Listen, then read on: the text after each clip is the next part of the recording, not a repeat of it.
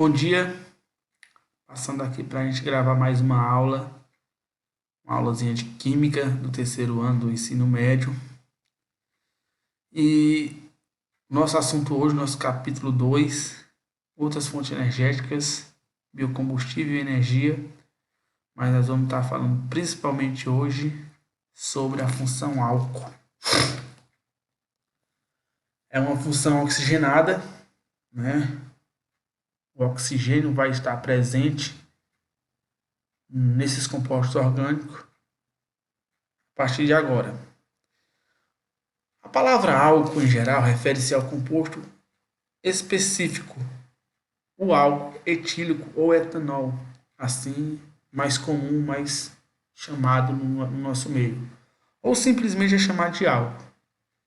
Embora em química, álcool seja o nome de uma extensa classe de compostos, ou seja, tem vários tipos de elementos na qual são classificados os álcools. Não apenas um elemento refere-se a todos eles. O grupo é o álcool e existem vários compostos que é referente a esse grupo, que também são álcool. Não somente o álcool etílico ou o etanol, tá certo?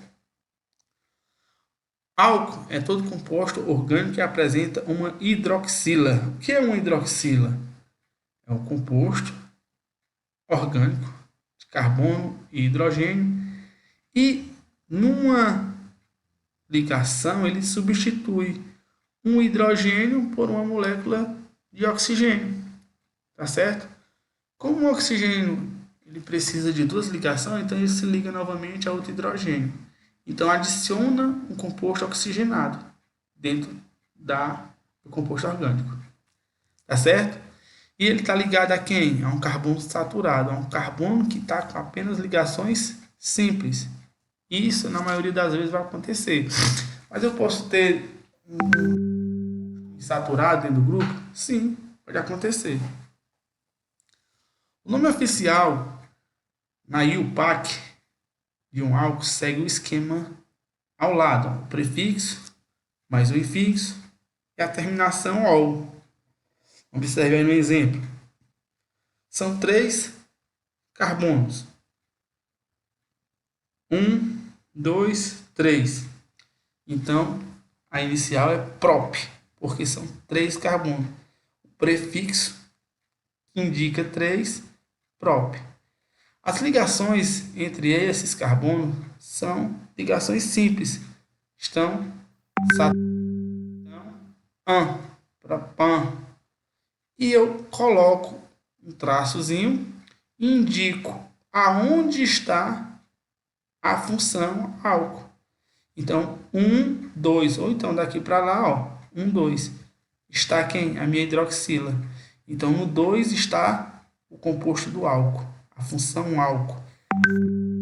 O ol representa o álcool, tá bom? Então, propan, 2-ol.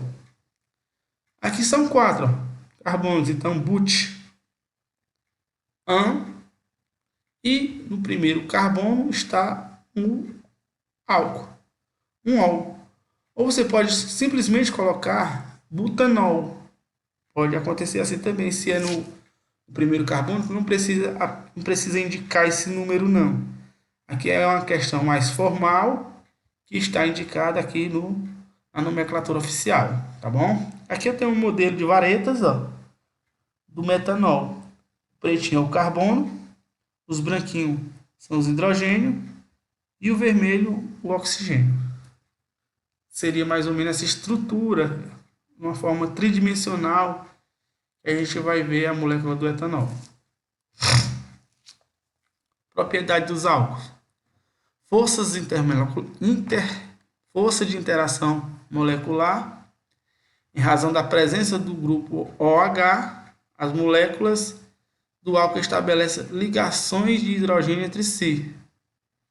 As ligações de hidrogênio são forças de interação de natureza eletrostática do tipo dipolo permanente, porém muito mais intensa.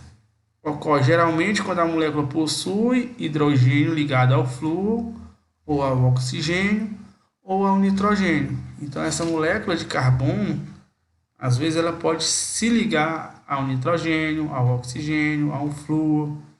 Então, quando ocorre isso, geralmente quando ocorre isso, elas ficam do tipo dipolo, ou seja, ficam mais fortes as ligações entre elas. O dipolo forma moléculas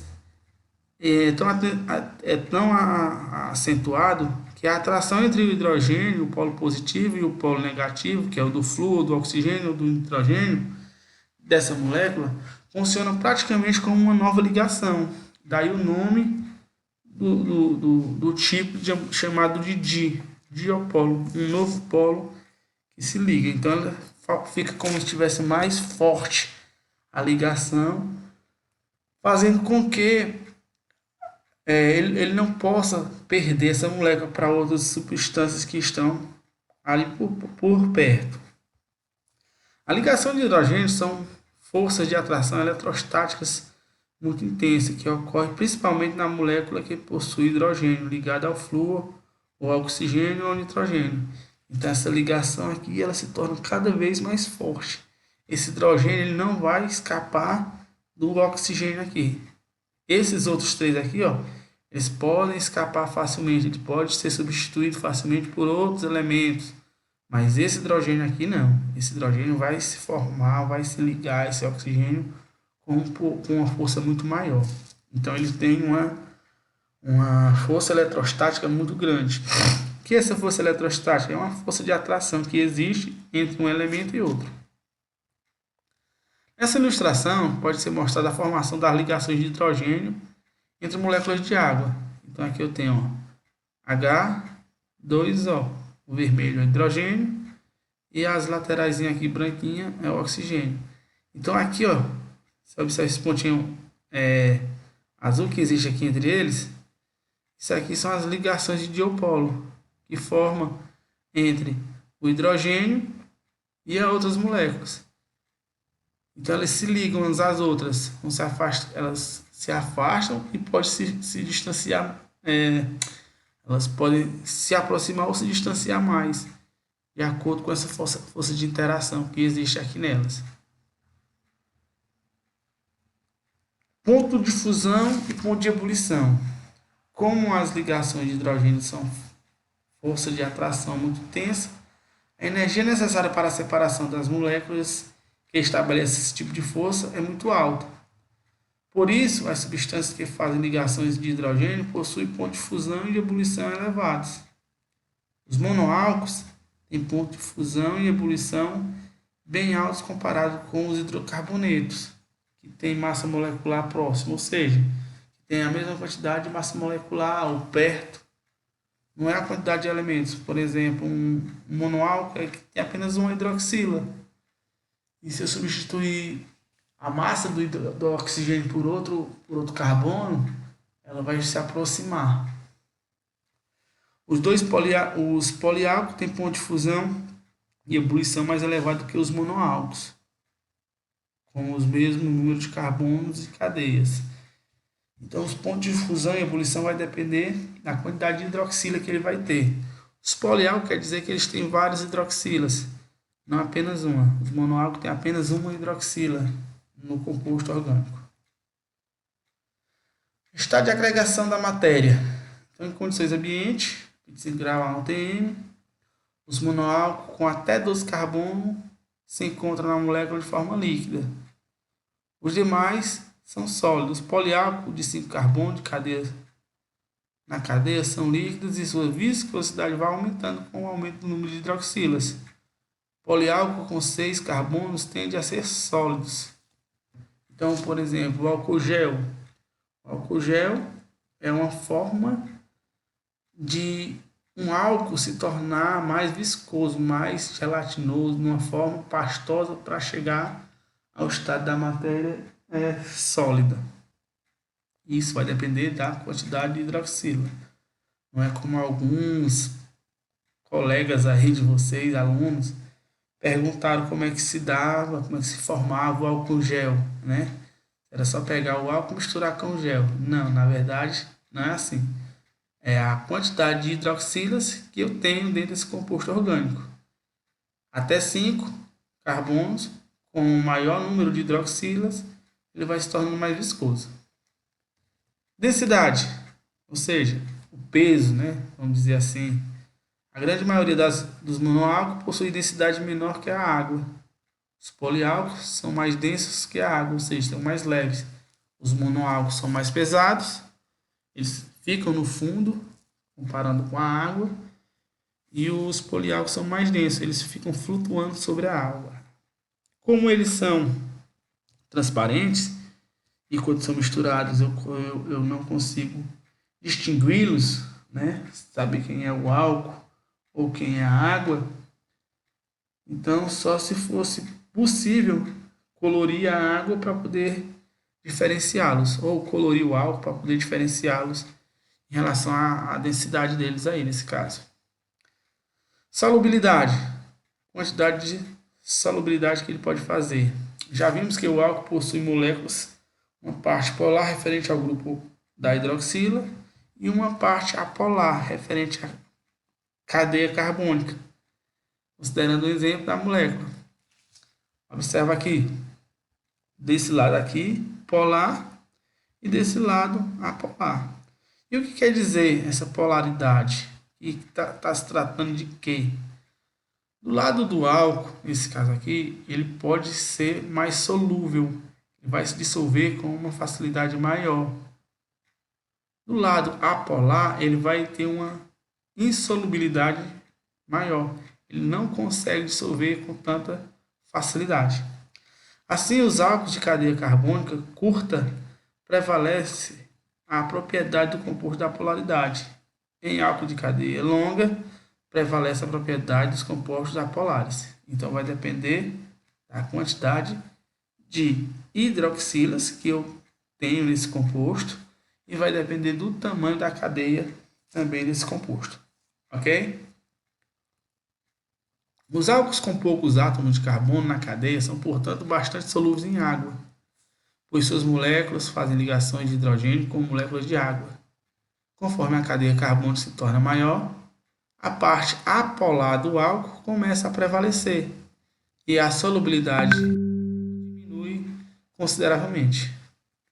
Monoálcools com 4 ou 5 carbonos na cadeia são praticamente insolúveis em água, aumentando o número do grupo de hidroxila tende a tornar-se a substância mais insolúvel. Assim, o hexanal, ou também chamado comumente ou formalmente de sorbitol, é bastante solúvel em água, apesar de ter 6 carbonos na molécula. Reatividade. Os álcools são mais reativos que os hidrocarbonetos, porque são polares, na maioria.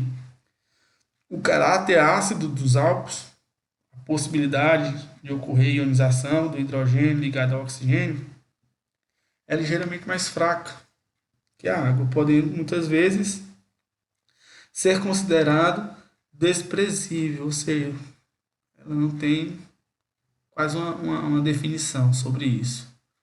Possível ionização do etanol, a reação direta praticamente ela não ocorre. O hidrogênio, do grupo da hidroxila, é fortemente atraído pelo oxigênio. Além disso, a cadeia dos álcools é saturada, ou seja, a possibilidade de uma ionização ela é muito remota.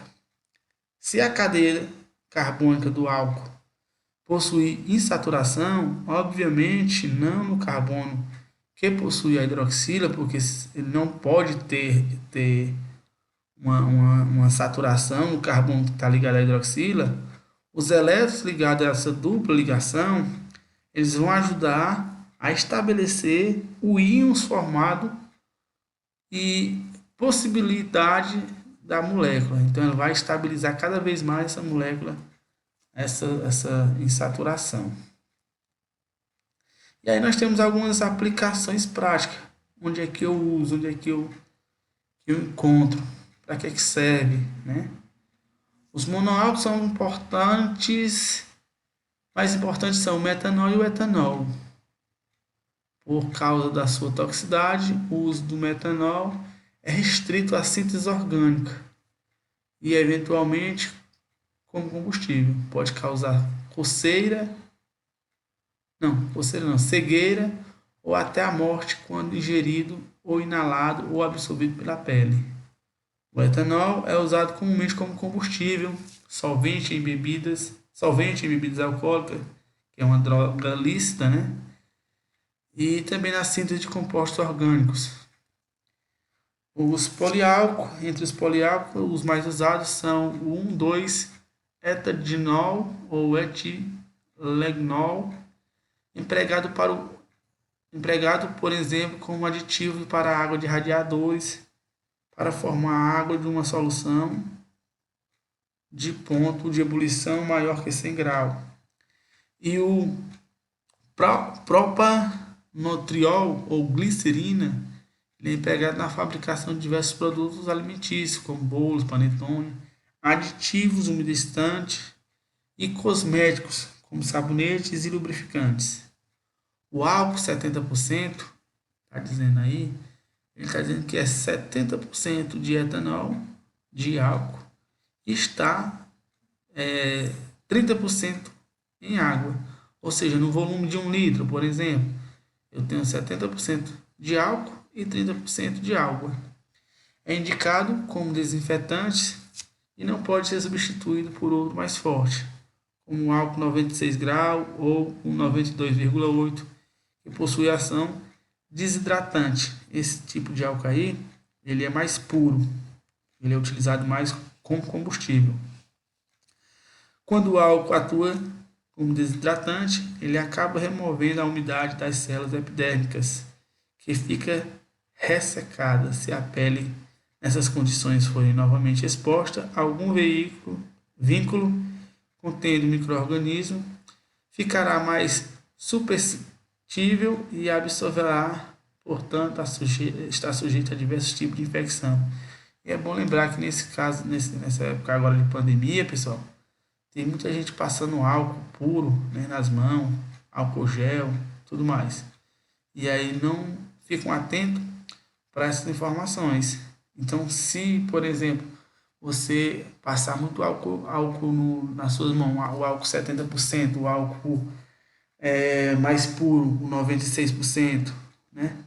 Ele vai começar a corroer sua pele, ele vai destruir aquelas células epidérmicas que protegem o seu corpo, e no lugar dela lhe proteger, esse álcool lhe proteger, ele vai lhe deixar mais exposto, mais vulnerável a micro-organismos que entram em contato diretamente com o seu corpo, tá certo? Então tem que ter cuidado e utilizar o tipo de álcool hidratado de forma correta. No caso, o álcool gel, existe o de 60, o de 70, existe até menores, né?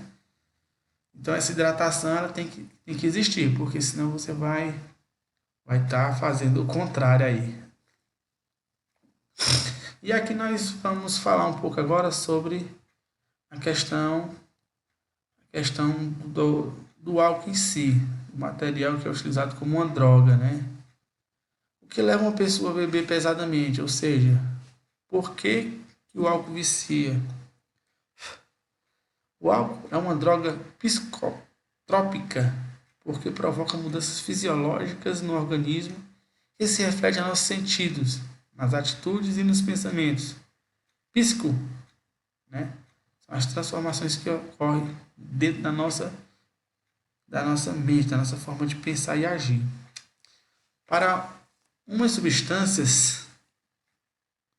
que umas substâncias como o álcool seja classificado como droga psicotrópica, ela deve apresentar 3 propriedades: desenvolver tolerância, que é a necessidade de doses para cada vez maiores para obter o mesmo efeito que inicialmente tinha, no sentido das doses menores. O cara começa a tomar uma dosezinha, daqui a pouco está tomando 2, daqui a pouco 3, daqui a pouco meio litro, 1 litro, e aí por diante. Então essa tolerância vai fazendo com que você aumente a dosagem, né?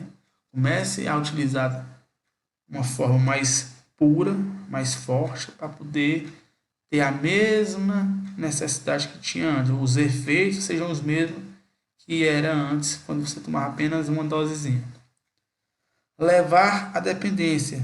Dependência é a necessidade de ingerir uma nova dose da droga com frequências cada vez maiores para obter o bem-estar. Então você tomava uma só no final de semana, aí começa a beber já no meio da semana, começa a beber um dia sim, outro não, daqui a pouco tá bebendo todo dia, né? E a síndrome de abstinência. É o desenvolvimento de sintomas físicos e psíquicos bastante desagradáveis que surgem sempre que o indivíduo deixa de ingerir a droga. O conjunto dessas três propriedades leva ao vício, à falta de controle diante das substâncias, isto é, o viciado não consegue mais exercer a sua vontade, pois seu organismo e seus pensamentos ficam totalmente voltados para o uso da droga. O álcool etílico, ele vicia, pois desenvolve tolerância, leva à dependência e a causa da síndrome de abstinência. Logo, é uma droga psicotrópica, perigosa, apesar de seu teor e o seu consumo incentivado pela sociedade, principalmente nas propagandas, né? É bonito o cara estar bebendo. A ingestão do álcool provoca vários efeitos que podem ser divididos em e também fisiológicos, tá certo? Esses efeitos fazem com que a pessoa ela se torne cada vez mais viciada. E as pessoas dizem, não, só bebo de forma social, não sei o que, eu sei me controlar, mas isso vai ocorrendo, vai acontecendo, e quando a gente menos espera, né, as pessoas não conseguem mais controlar, não conseguem mais obter as suas vontades. Os efeitos psíquicos surgem em duas etapas distintas, uma estimulante e a outra depressora. Os primeiros momentos, após a ingestão da bebida, né, podem aparecer efeitos estimulantes, como euforia, desinibição, facilidade para falar. No finalzinho da bebida, né, pouco tempo depois, começam a aparecer os efeitos depressores. O álcool ele é uma droga depressora. Ela vai diretamente para o sistema central nervoso, né, o SNC, e ataca ele com a falta de coordenação motora, controle, descontrole, sono, às vezes pesadelo.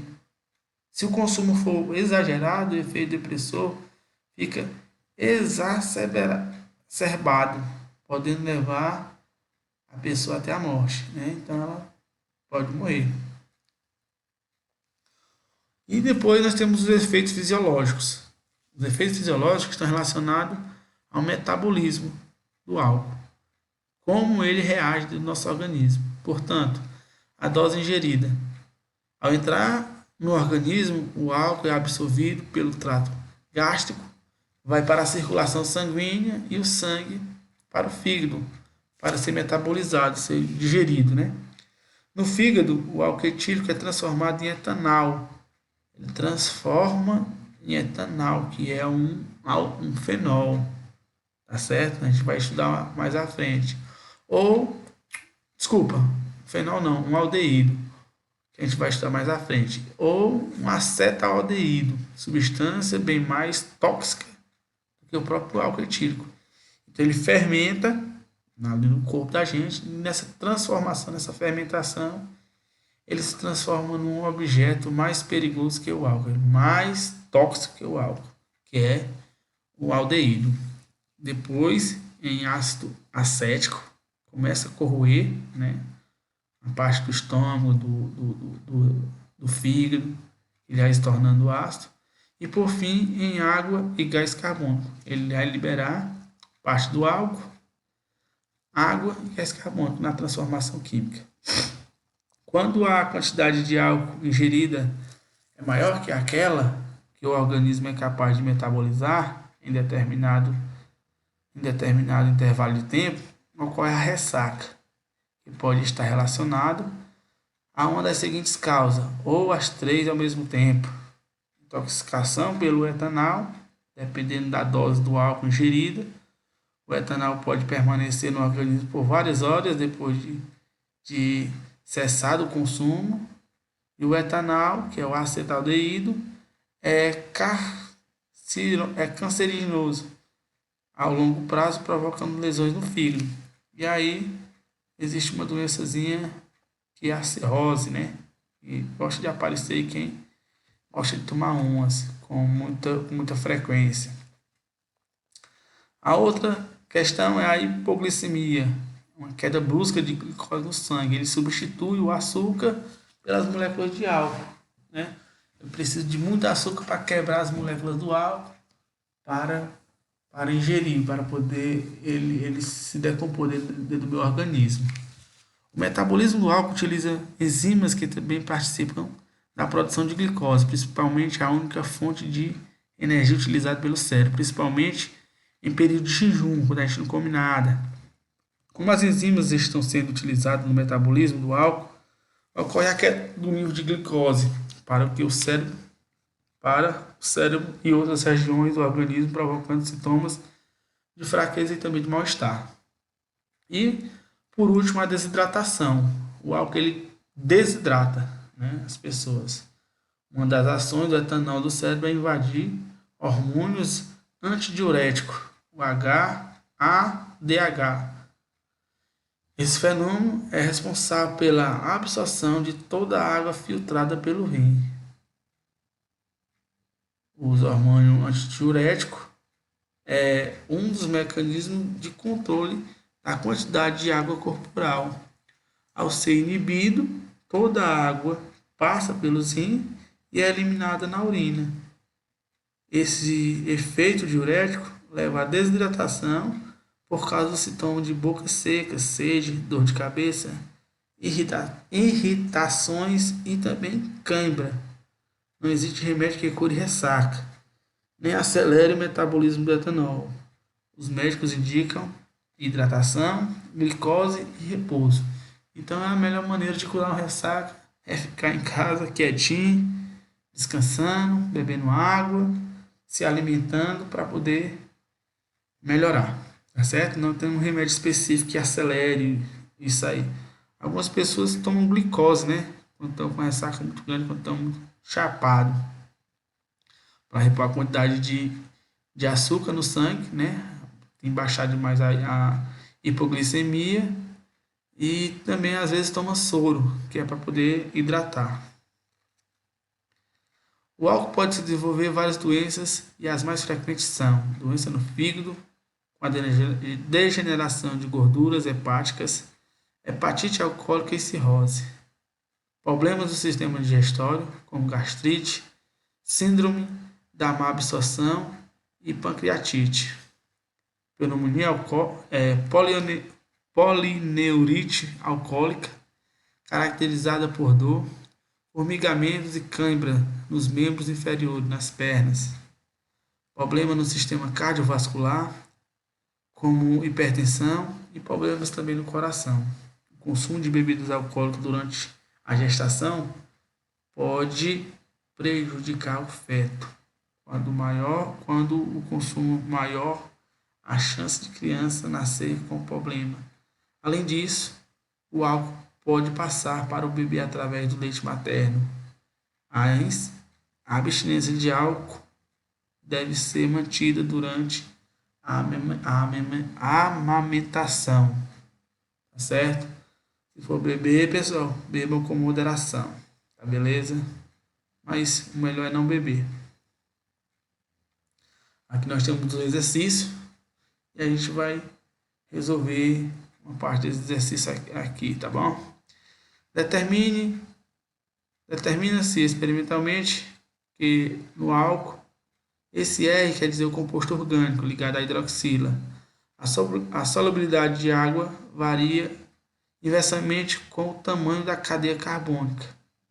Esse fato deve-se somente às propriedades hidrofílicas do radical da hidroxila, as propriedades hidrofílicas do radical, a qual que seja o seu tamanho, as propriedades hidrofóbicas do radical, na qual seja o seu tamanho, ao fato de um aumento do número de radical ou da composição orgânica correspondente ao aumento da parte apolar da hidrofóbica, ou ao fato da diminuição do composto orgânico correspondente à diminuição da polaridade dessa molécula. Esses exercícios vão estar contidos aqui também nesse vídeo. E eu quero que vocês resolvam e postem lá no Google Class, tá bom, pessoal? No mais era isso. Tenham todos um bom dia. Aproveitem para estudar. Se inscreve aí no canal, quem ainda não se inscreveu. Aciona aí o sininho de notificações para vocês receberem toda vez os vídeos, tá certo? E compartilha aí com todo mundo aí, tá bom? Um abraço a todos e fiquem em casa. Bom dia.